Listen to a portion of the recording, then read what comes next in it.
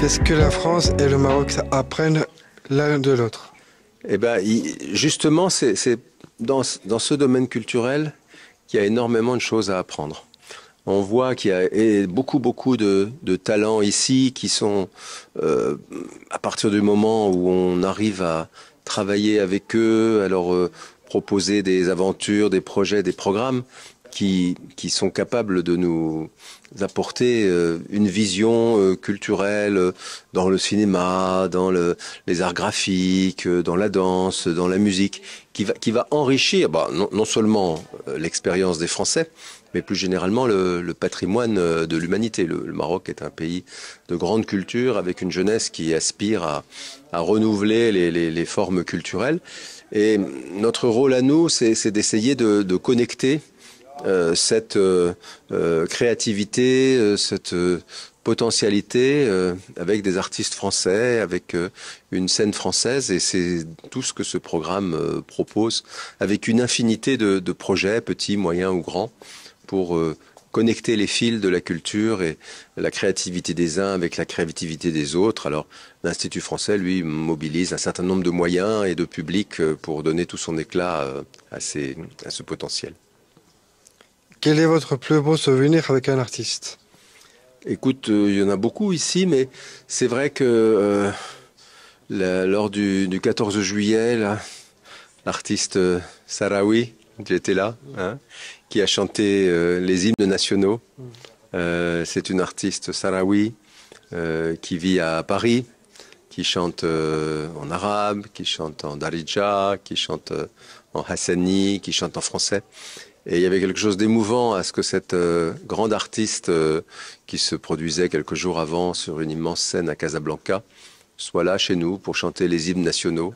On était vraiment là au cœur des retrouvailles entre la France et le Maroc. Pourquoi c'est important de partager les livres, la musique ou le cinéma avec tout le monde? Parce qu'on est dans un monde où il y a beaucoup de gens qui ne veulent rien partager avec les autres, qui veulent juste se replier derrière leurs portes, derrière leurs frontières, et où l'idée même de partage devient quelque chose de presque tabou. Or, ce qui a enrichi le monde, ce qui a permis au monde d'être monde, au progrès d'être progrès, c'est quand on s'est frotté le bout du nez et qu'on a partagé des idées, des livres, des manières de peindre, des manières de faire de la musique. L'avenir de l'Europe, l'avenir de la Méditerranée, c'est que entre le sud et le nord, on arrive à continuer à faire ça. Les plus belles époques, c'est quand on a partagé tout ça. Et si on veut faire un avenir qui soit moins triste que ce présent, c'est par le partage des livres, par le partage des idées, par le partage des images, par le partage de la musique qu'on y arrivera. Et donc, ce qu'on essaye de faire, nous, entre la France et le Maroc, c'est à notre échelle un exemple de ce qu'il faut faire. Si vous devriez choisir un seul mot pour décrire l'amitié entre la France et le Maroc, lequel serait-il? La confiance. Il faut qu'on se fasse confiance. C'est pas quelque chose qui va de soi, c'est quelque chose qui se construit ou qui se reconstruit. On n'est pas encore arrivé au bout de l'aventure parce qu'elle a beaucoup de formes. Sur le plan politique, beaucoup de choses ont été faites. Sur le plan économique, les relations se sont établies à un niveau important. Maintenant, il faut que nos deux sociétés aient vraiment retrouvent le chemin de l'intimité. Et c'est à travers la culture, probablement, qu'on y arrivera le mieux. Encore une fois, dans un monde où beaucoup de mauvaises voix, beaucoup d'oiseaux de mauvais augure poussent les gens à s'affronter les uns aux autres, à faire la différence entre l'étranger et les autres. Nous, on doit arriver à faire la démonstration que c'est par le dialogue, la coopération, l'intimité, la construction en commun de beaucoup de projets qu'on prépare le monde de demain pour les gens de ta génération. La culture, c'est quoi pour vous? La culture, c'est justement c'est le socle le plus important pour éviter la déchirure. C'est le contraire de la déchirure. C'est la culture, c'est ce qui normalement est le meilleur antidote contre la guerre, contre la violence, contre la xénophobie, contre le repli sur soi-même. Voilà. Donc c'est vraiment la chose à entretenir le mieux et à, comment dire, comme on dirait d'un docteur, je vous fais une ordonnance, et dans cette ordonnance, c'est culture, culture, culture à chaque ligne. Au revoir et passez une bonne journée. Merci beaucoup Paul, à bientôt.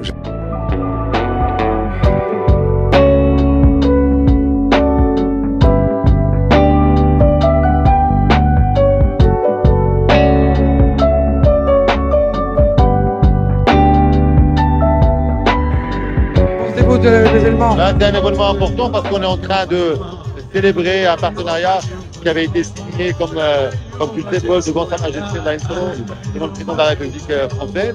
Et donc aujourd'hui, c'est la continuation de ce que nous avions déjà entamé et l'implication des instituts français dans le Pass Jeune, pouvoir permettre aux jeunes Marocains et Marocains de profiter des services. Je pense que c'est quelque chose d'important parce que l'objectif, c'est de diversifier les offres culturelles, jeunesse, au plus grand nombre possible de Marocains et de Marocains pour qu'ils puissent profiter de toutes les activités qu'il y a sur le territoire marocain. Un message pour les Marocains. Un message pour les Marocains, il faut, je pense, davantage s'intéresser à la culture et un message aussi pour le capital marocain pour qu'il puisse davantage investir dans l'industrie culturelle qui est porteuse d'emploi et Dieu sait que nous avons besoin tous ensemble en tant que société, capital, citoyens, d'investir pour créer davantage d'emplois pour les jeunes.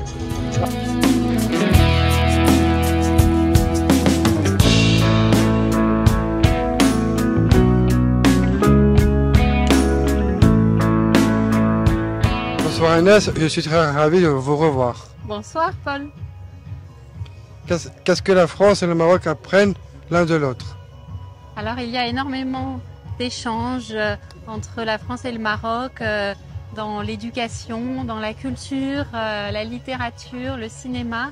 Et je crois que ce sont des échanges qui ouvrent à la curiosité vers l'autre et qui invitent à s'intéresser, à avoir envie de comprendre et à être proche aussi, à créer du lien. Et on apprend au fil des lectures, au fil des œuvres, au fil des films qu'on découvre et qui sont très riches entre nos deux pays. Quel est votre plus beau souvenir avec un artiste? Il y a beaucoup de très très beaux souvenirs, mais très récemment j'étais à l'exposition de Hiba Badou, qui est une jeune artiste mais déjà très talentueuse qui expose au musée du Macal à Marrakech et c'était voilà un grand moment aussi d'émerveillement devant ce travail qui tisse des liens justement entre l'ancrage local et l'ouverture internationale. C'est une très chouette artiste. Pourquoi c'est important de partager les livres, la musique ou le cinéma avec tout le monde? Avec tout le monde, ça, je crois que c'est ça le mot le plus important. À travers les livres, le cinéma, la musique, on s'enrichit et puis on s'ouvre à l'autre. Et l'objectif de l'action de l'Institut français, c'est que cette ouverture puisse être la plus large possible, que les livres, le cinéma, la culture puissent être accessibles à tous. Si vous deviez choisir un seul mot pour décrire l'amitié entre la France et le Maroc, lequel serait-il? Je dirais qu'elle est belle. La culture, c'est quoi pour vous?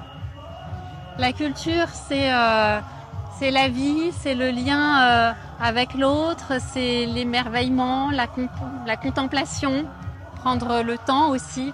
On en a beaucoup besoin. Un message pour les Marocains? Eh bien, marhaba à la saison culturelle de l'Institut français qu'on lance ce soir et on vous attend nombreux. Super, merci beaucoup pour cette interview. Merci cher Paul. Ciao.